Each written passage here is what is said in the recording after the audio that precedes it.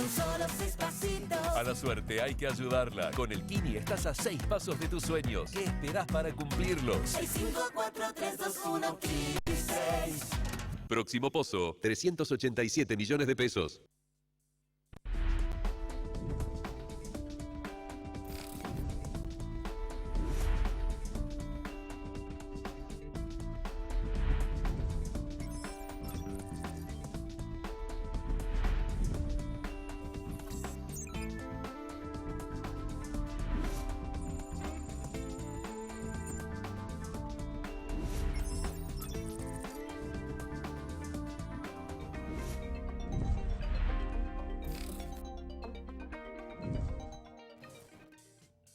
Mitad de semana y último miércoles del mes de enero, el primer mes del año que tiene, por supuesto, muchas novedades. Te las compartimos todos los días, de lunes a viernes a las 16 y a las 19. Ahora por la tarde vamos a los títulos en este momento. La bajante del río Paraná podría continuar con esta tendencia hasta el otoño. INTA evalúan el uso de insectos como alternativa de alimentación. Crisis social, Perú defendió ante la ONU su manejo de las protestas.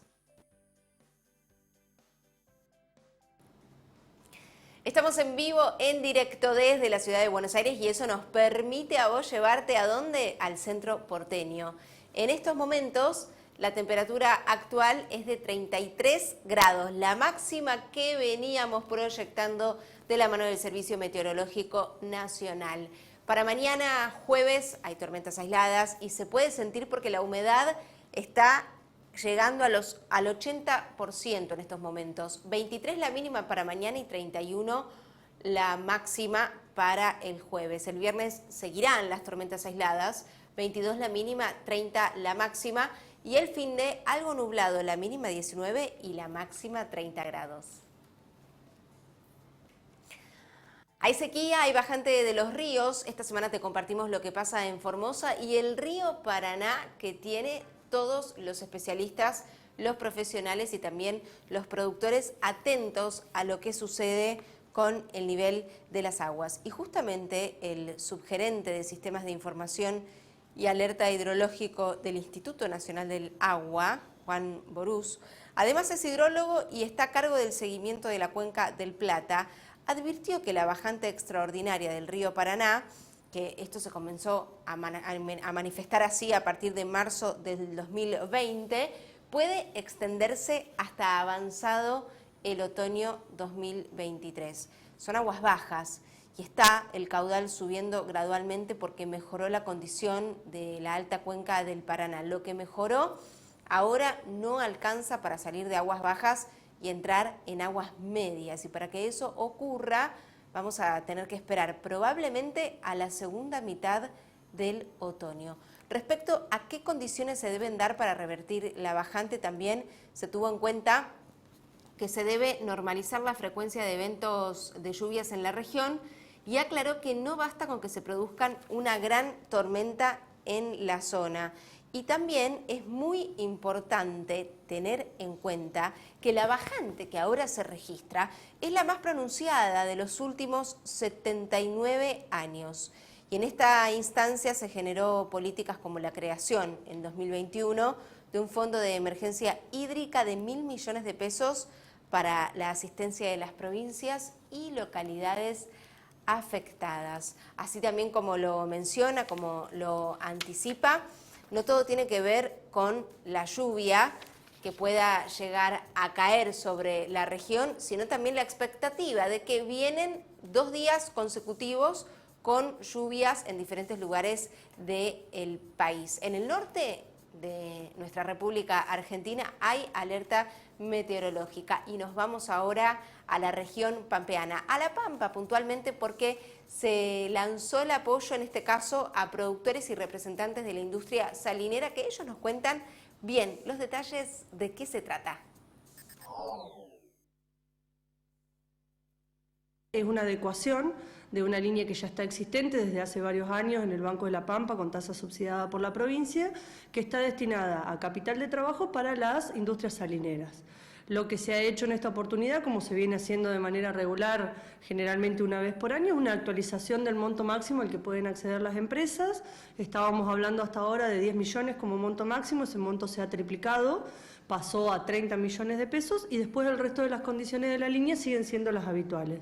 Un plazo de devolución de 18 meses con un subsidio de tasa de hasta 8 puntos y con la misma metodología de tramitación. El interesado se acerca a la sucursal del Banco de la Pampa con lo que opera habitualmente, hace la petición a través de una nota de solicitud y eso se eleva al Ministerio de la Producción para un autorizado de subsidio y nosotros internamente hacemos una interconsulta con la gente de la Secretaría de Energía para corroborar que esa empresa está en condiciones, con todos los registros actualizados y con los permisos correspondientes para poder avanzar con el autorizado. Este es un sector muy importante que moviliza unas grandes fuentes de trabajo dentro de la provincia y desde el Gobierno de La Pampa siempre se los vino apoyando activamente, ahora en conjunto entre Energía y el Ministerio de la Producción, siempre de manera conjunta, con lo cual es un importante aporte. Las cosechas en particular, digamos, movilizan mucho capital de trabajo,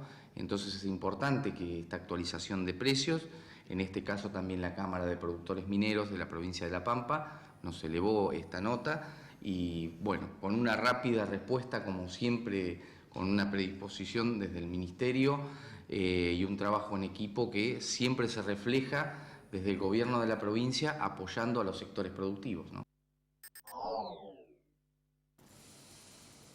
Avanza la industria del cannabis medicinal y del cáñamo también en Argentina, como el descubrimiento de todas las enfermedades que pueden ser tratadas a través de este recurso, con una ley promulgada también desde el año pasado y una intención del gobierno para exportar cannabis medicinal. Con todos estos condimentos, ahora sí, vamos directo a la provincia de Santa Fe. ¿Por qué? Porque el gobierno planea, inaugura, diseña también consultorios para el control de la calidad y también el detalle desde Somos Noticia Rosario respecto a este sector de la industria.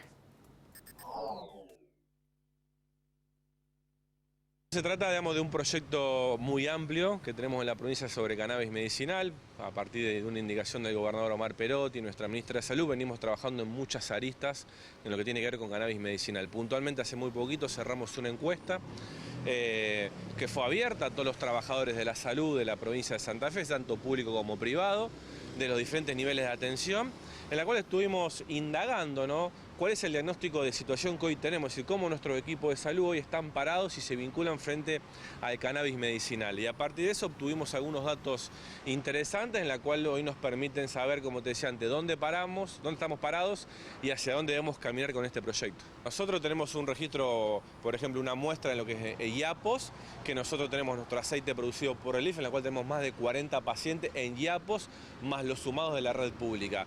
Pero después, ¿cuánta gente consume? No lo sabemos. Sí, a partir de esta encuesta, que pudimos lograrlo a más de 500 trabajadores de la salud, obtuvimos algunos números que reflejan un poco lo que vos planteás. Por un lado, el 20% de los encuestados refiere trabajar e indicar cannabis medicinal, pero también un 50% de todos los encuestados dicen que tienen pacientes que consumen aceite, ¿no? Pero lo particular y la atención es que ese 50% dice desconocer el origen de ese aceite de cannabis. Por lo tanto, fíjense cómo aparece esa cuestión irregular de dónde ese paciente obtiene, frente a la necesidad tal vez de una dolencia, dónde obtiene ese aceite de cannabis, la procedencia, la trazabilidad, la calidad. Y bueno, ahí es donde tiene que aparecer el rol del Estado, garantizando el producto, garantizando la trazabilidad y también garantizando la accesibilidad para todos los que lo necesitan. A partir de esta encuesta se está pensando en un futuro de hacer consultorios específicos para hablar del cannabis medicinal. Así es, por un lado estamos planificando un curso de capacitación desde el Ministerio de Salud de la provincia de Santa Fe para todos los trabajadores de la salud que quieran formarse, capacitarse en este tema, y por otro lado existe lo que es el ReproCam, que es un programa nacional que lo coordina el Ministerio de Salud de la Nación, a partir del cual uno se puede registrar, se puede a partir del registro vincularse bajo una indicación médica y poder tener autorización para poder cultivar o poder transportar ese aceite de cannabis o esa materia prima para fabricar el aceite de cannabis. Es decir, un marco legal que le da a ese paciente poder cultivar o obtener ese cultivo para el aceite de cannabis. Lo que estamos buscando es que los pacientes puedan acceder a ese asesoramiento, a ese registro del ReproCampo, que siempre necesita de un médico o de un profesional que lo indique. Bueno, que en los hospitales públicos de la provincia de Santa Fe estamos trabajando para poder incorporar consultorios que puedan orientar a esos pacientes de cómo acceder al aceite.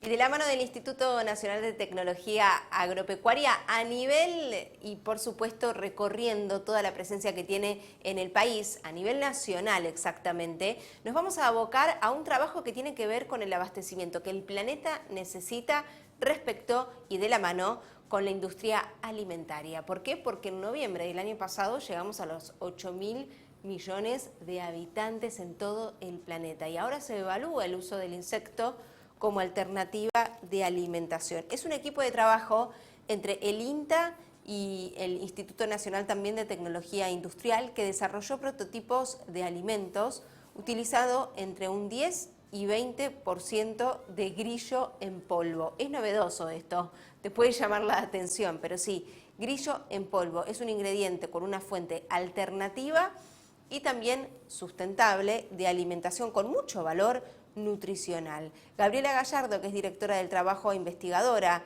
en el Instituto de Tecnología de Alimentos del INTA, señaló que entre estos prototipos ya hicimos panificados, barras de cereales y también se logró elaborar pastas que cuentan con un alto contenido de proteínas, según las normas de rotulado nutricional del Código Alimentario Argentino. Se utilizan grillos de la especie Grillus asimilis y los cuales fueron provistos por una empresa privada y las muestras fueron secadas, molidas y tamizadas hasta obtener un polvo de características similares a la de la harina de trigo. Y hay fideos frescos también, tipo rigatoni, que se trabajaron con dos tipos de masa. Una tradicional a partir de una mezcla de harina integral y harina 000 y un reformulado que reemplazó en un 18% la mezcla anterior con grillo en polvo, así como lo estás escuchando. Y ambas masas, ambas posibilidades, tuvieron la misma cohesión y características de amasado, que fue rígida pero manejable y con una diferencia notoria de color luego de su cocción. También se mantuvo la forma, el aglutinamiento y el sabor característico de una pasta integral.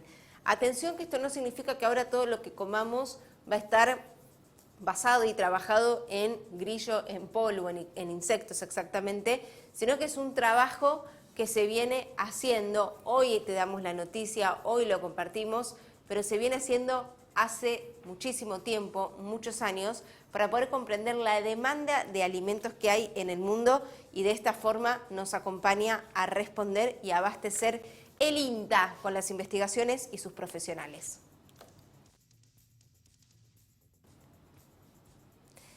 Ayer te contamos también lo que corresponde al Instituto de Promoción de la Carne Vacuna Argentina, que fue el comunicado donde desmentían lo que se dijo en la cumbre y foro de Davos la semana pasada respecto al consumo de carne. ¿Qué pasó en Suecia? Alimentaban también y trataban de instalar que solo comamos 2 hamburguesas por semana para reducir el impacto ambiental. El IPCBA considera una información falsa y desmiente lo que tiene que ver con los fundamentos ambientales. ¿Por qué? Porque consideran y reafirman que Argentina tiene una ganadería sostenible. Por supuesto que en el foro de Davos no se trató de Argentina, sino que IPCBA toma las palabras y la idea que se inculca desde los líderes que estaban presentes allí y responden como la república productiva que somos en el país. Y por eso Manuel Abdo ahora es el encargado de contarnos de qué se trata la ganadería regenerativa y te adelantamos que tiene un impacto favorable en el medio ambiente.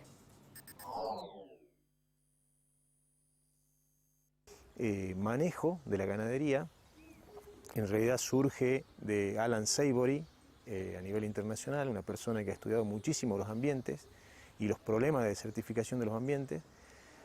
Entonces, la propuesta va siguiendo lo que han sido los movimientos de los herbívoros en la naturaleza, sin la intervención humana, que ha hecho posible la regeneración permanente de los ambientes. El hombre como predador haciendo mover a los animales y pastoreando de tal manera que cuando se logra respetar el tiempo de descanso de la pastura, se produce la regeneración de los suelos. Lo que ha sucedido en los últimos tiempos en propuestas, digamos, de manejo de pastoreo continuo, el animal come la planta, la vuelve a elegir, la vuelve a comer y lo que va haciendo es sobrepastorear suelo, porque la planta reacciona resignando raíz para poder volver a generar material aéreo. Cuando uno deja descansar el tiempo óptimo, lo que sucede es que la raíz, bueno, todo el ciclo que muchos conocen que sucede con las raíces en los suelos, cómo los alimentan con materia orgánica, con mucha vida en el suelo, y eso lo que produce es una regeneración de suelo casualmente. Nosotros hemos salido creyendo que la forma de hacer es poniendo insumo en el campo, pensar solamente en la individualidad del animal para que tenga una muy buena condición corporal y salir a competir diciendo tengo el animal más gordo, tengo el animal que puede llegar a ser premiado. Eso ha ido en detrimento de la receptividad de la tierra en sí.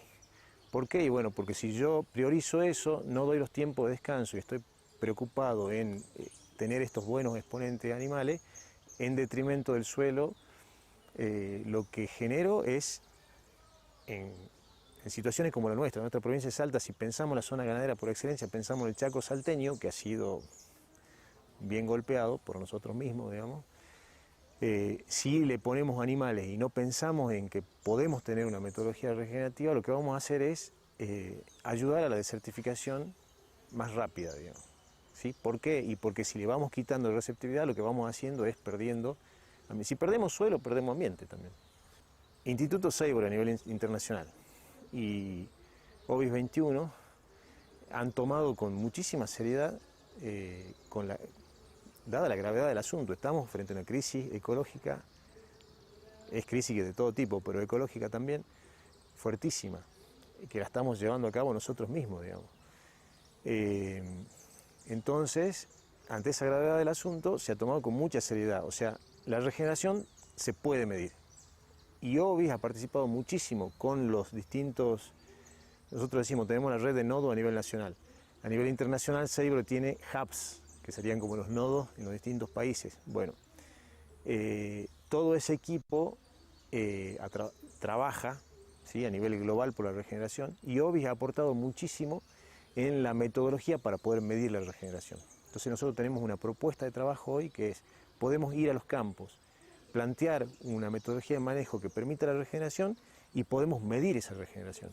Para decir, no, acá no estamos inventando, no es una sensación, sino hay una cuestión científica. Bueno, ese trabajo lo tiene OBIS, lo viene desarrollando desde 2008 y tiene una base científica hoy reconocida. ¿Dónde está el reconocimiento? Que hoy eso permite algo que también se ha puesto de moda, que es la venta de los servicios ecosistémicos, venta de captura de carbono, de bonos de carbono.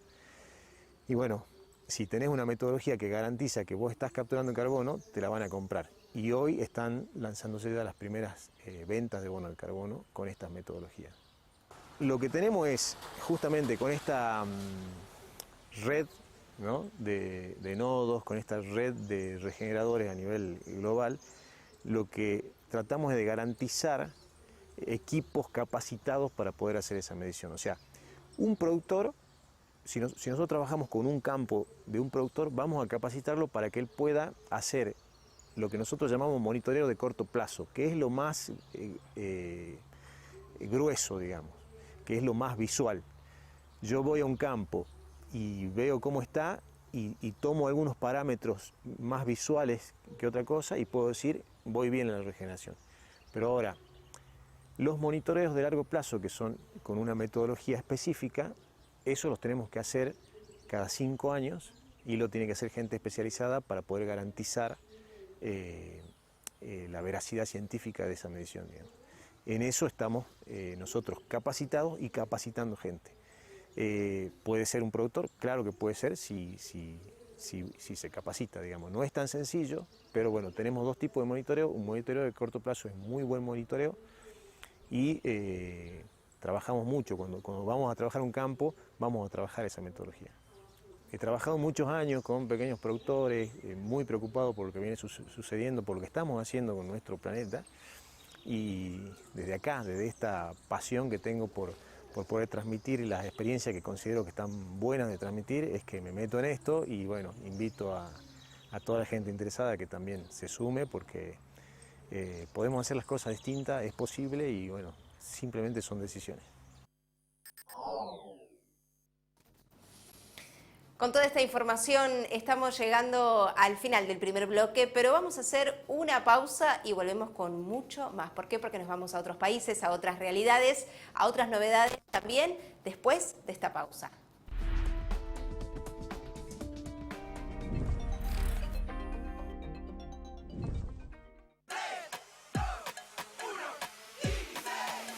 Son solo 6 pasitos. A la suerte hay que ayudarla. Con el Kini estás a 6 pasos de tus sueños. ¿Qué esperás para cumplirlos? 6, 5, 4, 3, 2, 1, Kini 6. Próximo pozo, 387 millones de pesos. Este verano, vayas donde vayas, disfrútalo a pleno con la mejor carne del mundo, Carne Argentina. Encontrá las mejores recetas en www.carneargentina.org.ar. Sabemos muy bien el esfuerzo que hacen miles de argentinos que trabajan e invierten en nuestra tierra. Y queremos estar ahí para acompañar e impulsar su negocio, haciendo que su día a día sea más fácil. Si el campo evoluciona, evolucionamos todos. Galicia, siempre junto al campo. Hoy es más fácil predecir el clima, pero el desafío sigue siendo enfrentar la tormenta. Podés capacitarte a distancia, aunque para la práctica hay que estar ahí.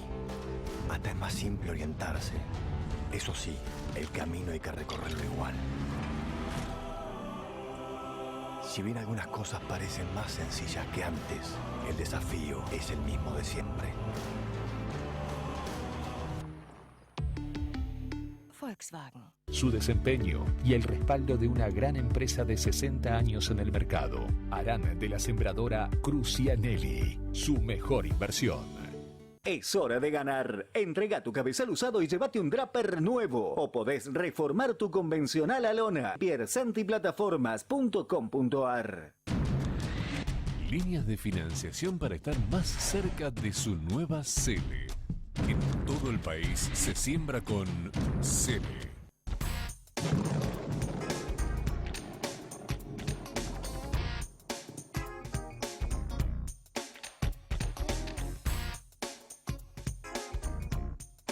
Cien años seguros de lo que hacemos.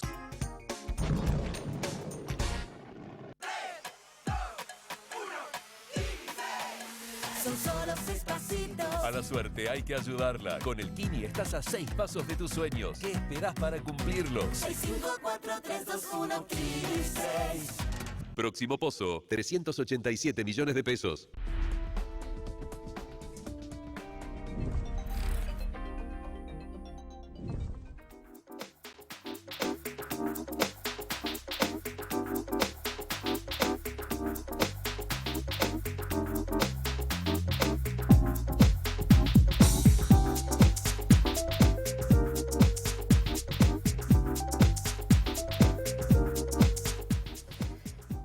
Y te prometimos después de la pausa que viajamos, pero no te anticipamos que nos vamos primero a la costa. Ahora en estos momentos, con probabilidad de lluvia en Villa Gesell, una temperatura de 22 grados. Así está la playa, fíjate, hay mucha más presencia de turistas, de veraneantes y, ¿por qué no?, de locales, con una humedad de 61%.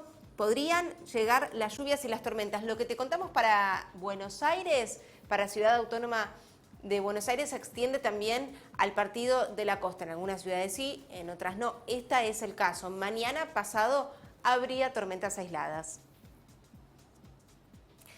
La cumbre de la CELAC se llevó adelante en Buenos Aires y el embajador Daniel Scioli fue una palabra muy buscada. ¿Por qué? Porque representa a Argentina en Brasil, exactamente. ¿Recordás el movimiento de autoridades donde en lo que fue la reestructuración de funcionarios había dejado la embajada para estar en desarrollo productivo? Ahora regresó y más que nunca en la etapa donde Lula se llevó, diríamos, el protagonismo de lo que fue esta cumbre y la estadía como el inicio de su gira internacional, eligiendo a Argentina y la 7ª cumbre de la CELAC, teniendo a nuestro país como presidente pro tempore, como la región y el país, el territorio que representa a todo lo que es Latinoamérica y el Caribe también.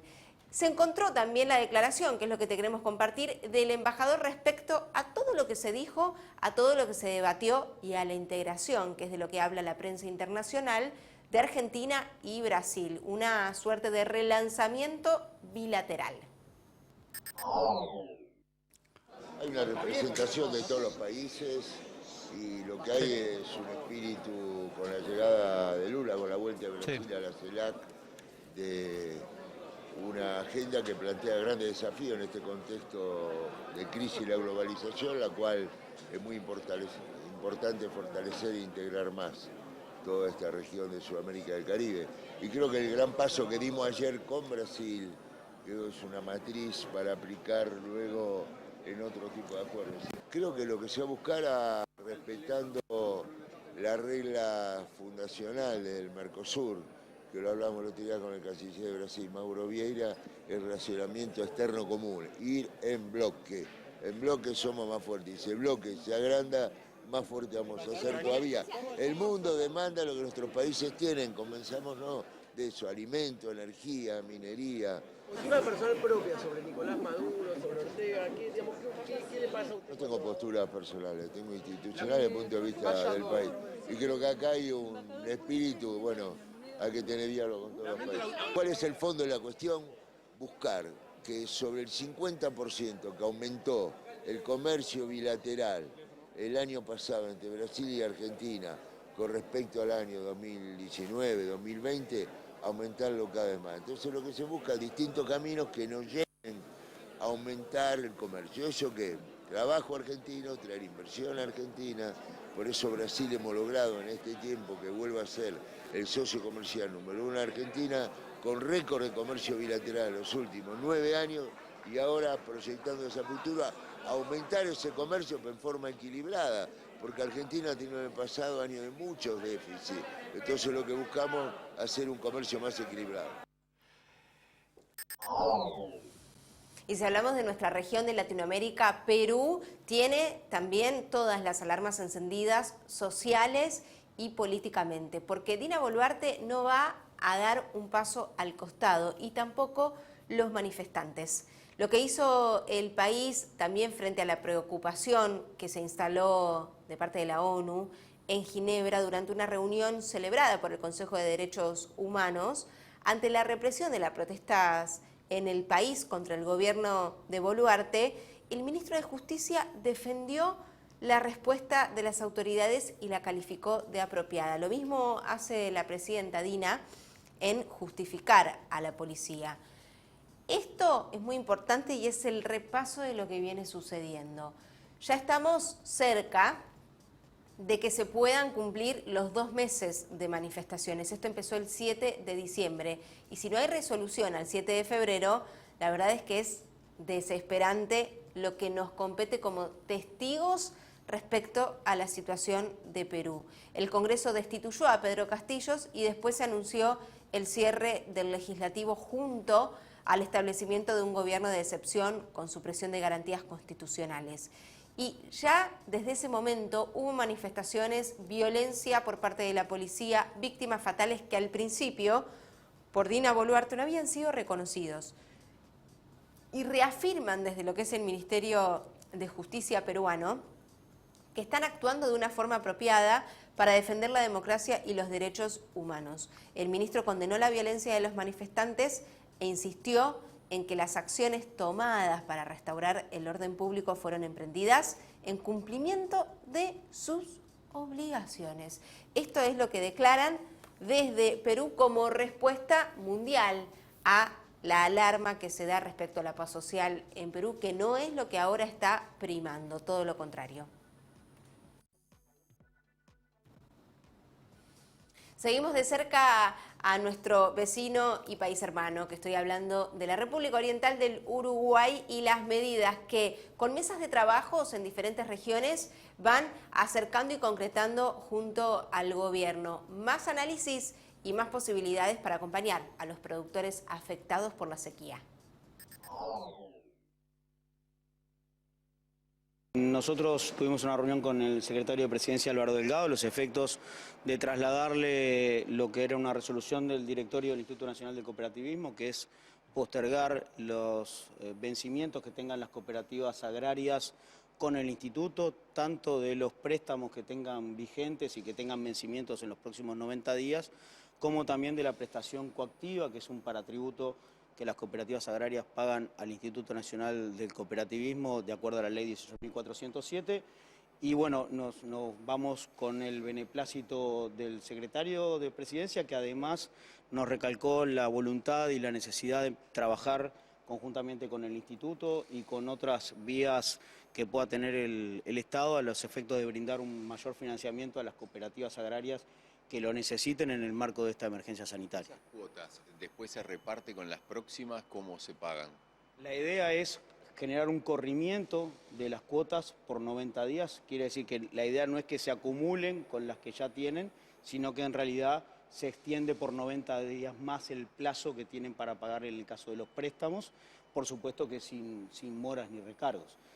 ¿Cuáles son los pasos a seguir que deben tener que hacer las cooperativas que quieren acceder a este beneficio? Las cooperativas que hoy ya tienen los préstamos vigentes y que tienen vencimientos en los próximos 90 días, cuando llegue el momento del vencimiento van a poder optar entre hacer el pago que tenían pautado o acogerse al beneficio de este corrimiento de plazos por los 90 días.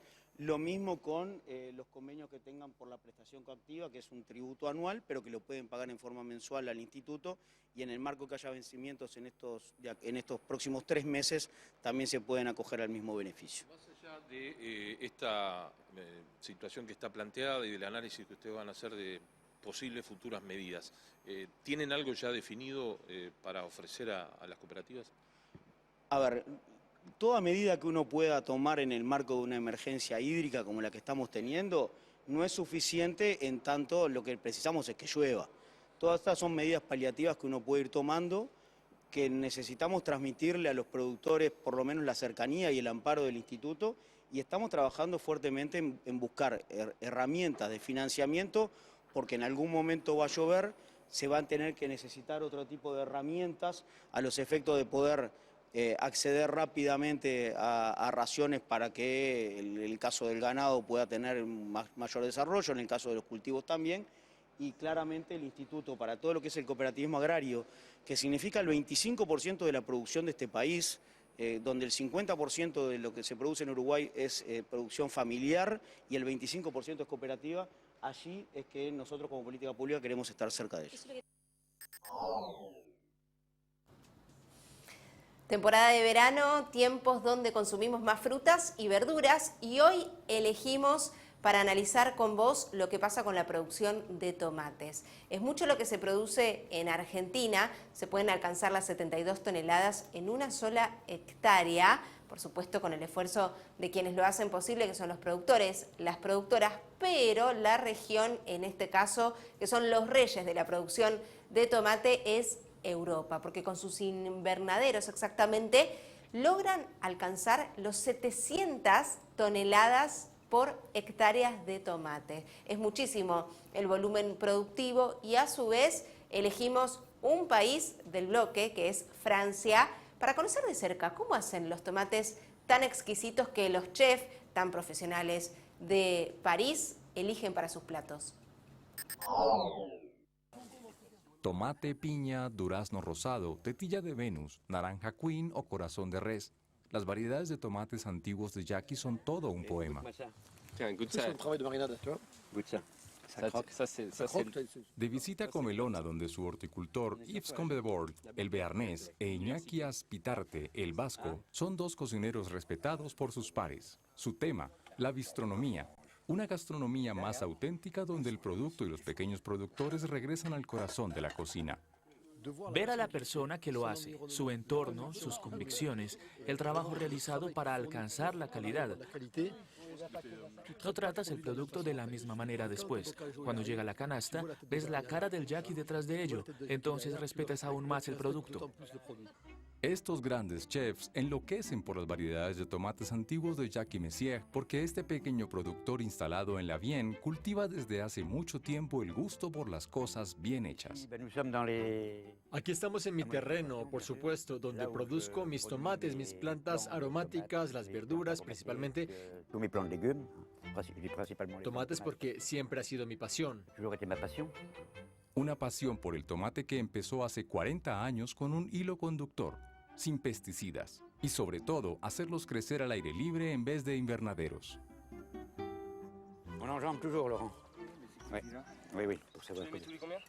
Así como él, así.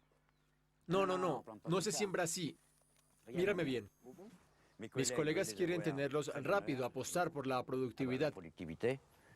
Se necesita un invernadero, pero no es la calidad al aire libre. Viven momentos de frío, calor, es lo que les da el gusto. Miren, por favor, ¿ves la distancia con respecto a la cuerda? Tiémplenla de nuevo. Hay que volver a empezar. Pascal, siempre se siembra a la derecha. Es tal vez el secreto de los tomates de Jackie Messier. Carácter, autenticidad y mucha paciencia. Unos meses más tarde, en las cajas del horticultor, asistimos a un festival de formas y colores. Tomates antiguos. 40. Buenas noticias. ¿A dónde van esos tomates? Algunos a almacenes orgánicos en Albion y principalmente a París. ¿Vienen del mismo terreno? Sí, del mismo terreno. No hago distinción. La gente de la Vienne tiene derecho a comer los mismos tomates que la gente de París. Y así empiezan las entregas. Un transportador garantizará las entregas en París. La próxima semana habrá menos, sí. Jackie supervisa él mismo el acondicionamiento. Tiene que gustar todo. Sí. Soy obsesivo con mis tomates, con toda la mercancía. Una exigencia que tiene su reputación. Creo que ser dedicado con las entregas, la presentación, todo, es lo que me ha permitido trabajar con París sin problema. Tienen que respirar. En París, más de 70 restaurantes se aprovisionan donde Jackie, pero también las cocinas del Senado y la Asamblea Nacional. Sus tomates han seducido a los palacios más exigentes. Salut Alex. Ça va? Tomate de Jackie. Tomate de Jackie. Nos reunimos con Yves Conderborg en la cocina de su restaurante. Berro potente. Ensalada, tomate, ricota, berro y nueces. Este mediodía tuvo la idea. Vamos a hacer tomate machacado crudo. Y será servido con los bucinos que llegaron y haremos tomate machacado intensificado. Potente. Para reemplazar la mayonesa. Con su gusto inimitable y sus colores sorprendentes, el tomate llega a las grandes mesas. Creo que le estamos dando de nuevo su nobleza a todos estos productos cotidianos que no eran considerados productos gastronómicos. Ahora, cuando se trata de un buen producto, ya sea un tomate, un coliflor, caviar o rape, cuando es bueno y es gastronómico. Pero cuando Jackie no está en sus terrenos o en la carretera para hacer entregas a los grandes restaurantes, vende sus verduras en los mercados. Tiene un sabor a manzana.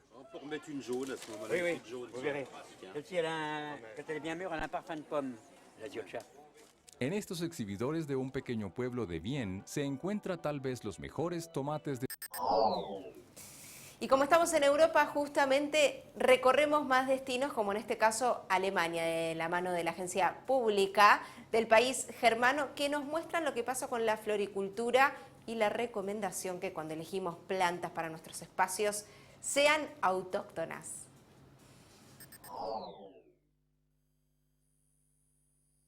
¿Qué hacen en un centro de jardinería dos biólogos que no tienen jardín propio?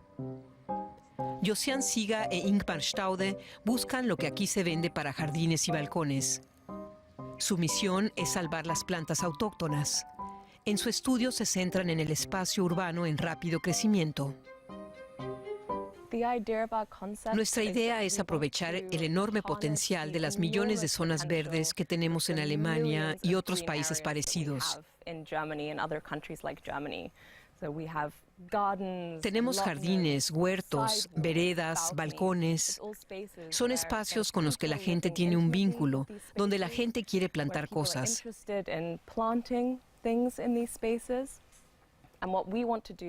Y queremos dirigir esos esfuerzos hacia las plantas autóctonas amenazadas de extinción o que están en regresión. Si en las zonas urbanas de todos los países se cultivaran principalmente plantas autóctonas, se podría ayudar a frenar el declive de la biodiversidad. Pero, ¿por qué son tan importantes las plantas autóctonas?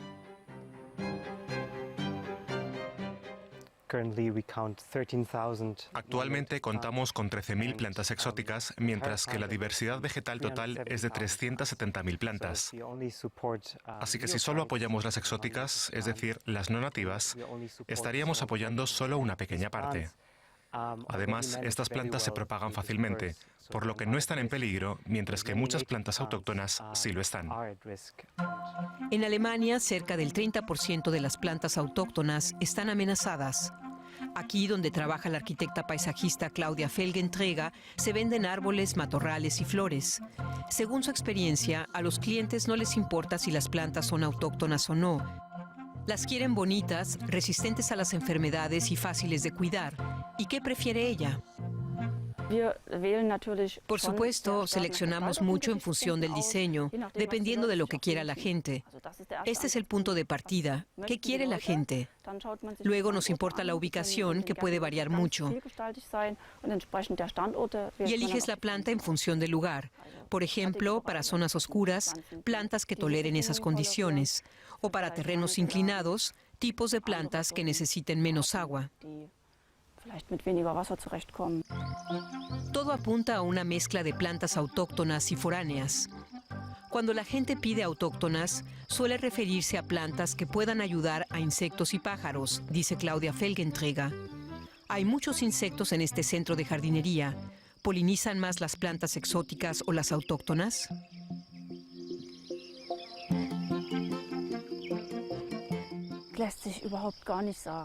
No sabría decirlo. Lo que observamos aquí es que los insectos también son muy aficionados a las plantas no nativas, porque a veces simplemente están allí en los momentos en que las autóctonas se toman un descanso. Probablemente el concepto más sensato es el de coexistencia, tener ambas variantes. Las plantas autóctonas se complementan con las exóticas. Robert Klesa trabaja en el Museo de Historia Natural de Leipzig. Sabe mucho de invertebrados, entre los que se incluyen los insectos. Tiene unos 300.000 archivados. ¿Qué piensa de las plantas exóticas? ¿Son un problema para los insectos autóctonos?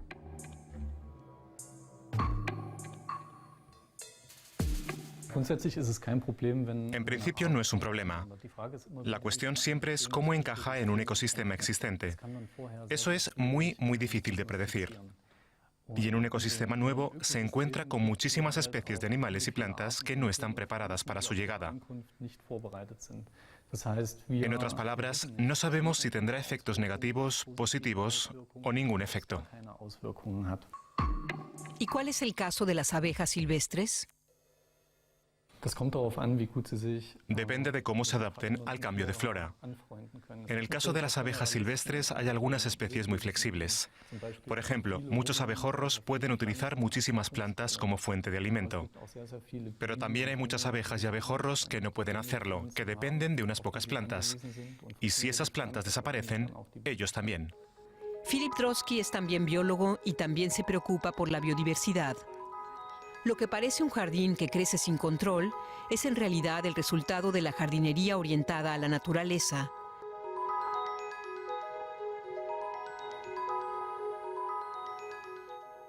Pero ¿son estas plantas en su mayoría autóctonas como desean Ingma y Yossi en su estudio? Aquí tenemos plantas exóticas principalmente como plantas útiles. Por ejemplo, en una entrada tenemos pimienta de Sichuan, que puede aprovecharse como especia. Tenemos higueras y recogemos sus frutos. Tenemos plantas autóctonas principalmente para fomentar la fauna silvestre, como aquí en el estanque, por ejemplo. Pero, por supuesto, también hay plantas autóctonas que utilizamos directamente, como la menta. La mezcla de plantas autóctonas y exóticas funciona muy bien para muchos animales: libélulas, abejas y lagartijas. Un jardín de este tipo tiene muchas ventajas, pero también requiere mucho trabajo y, sobre todo, mucho conocimiento sobre plantas.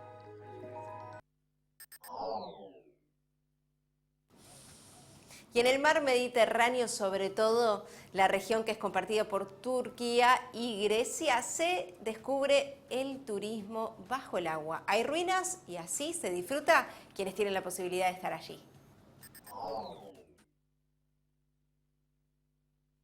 Unas misteriosas ruinas se esconden bajo las aguas del mar Egeo. Una escapada insólita que solo ofrece la ciudad turca de Enez. A 2 kilómetros de la orilla del mar, a 18 metros de profundidad, los buceadores pueden visitar un museo submarino que muestra réplicas de piezas arqueológicas encontradas en la región, como una estatua alada, una estela, una figura de un león y una reproducción de la antigua muralla de la ciudad. El lugar es también un refugio para la biodiversidad. Turquía forma parte del proyecto europeo Treasure, del que también forman parte Bulgaria, Moldavia y Rumanía. El objetivo, dar a conocer los tesoros culturales que habitan en los mares Negro y Egeo. El proyecto consiste en proteger el patrimonio, hacer un arrecife artificial y desarrollar el turismo de buceo en Enez.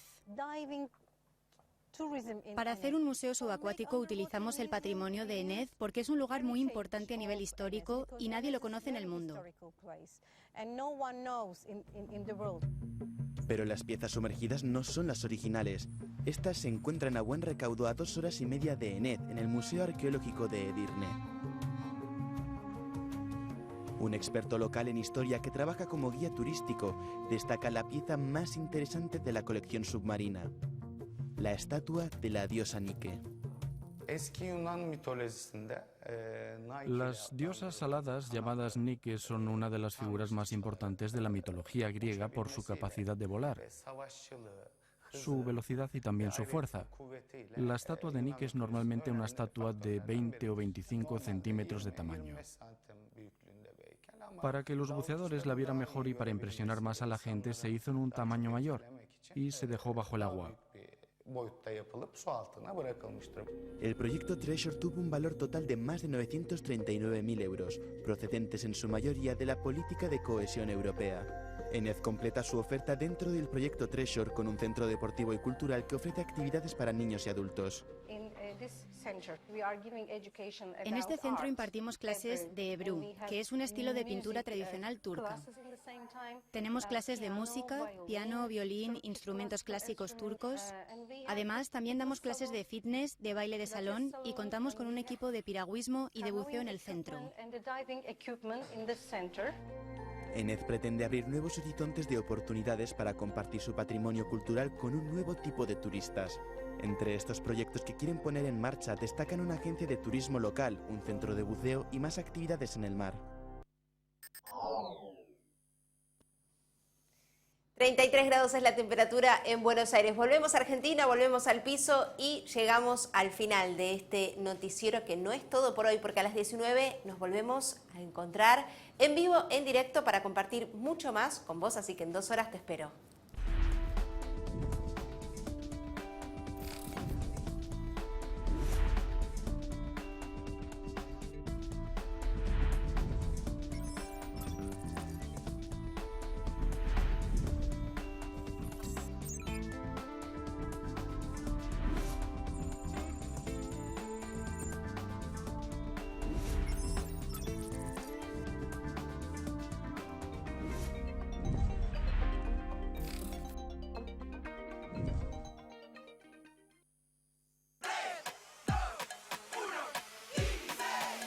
son solo 6 pasitos. A la suerte hay que ayudarla. Con el Kini estás a 6 pasos de tus sueños. ¿Qué esperás para cumplirlos? 6, 5, 4, 3, 2, 1, Kini 6. Próximo pozo, 387 millones de pesos.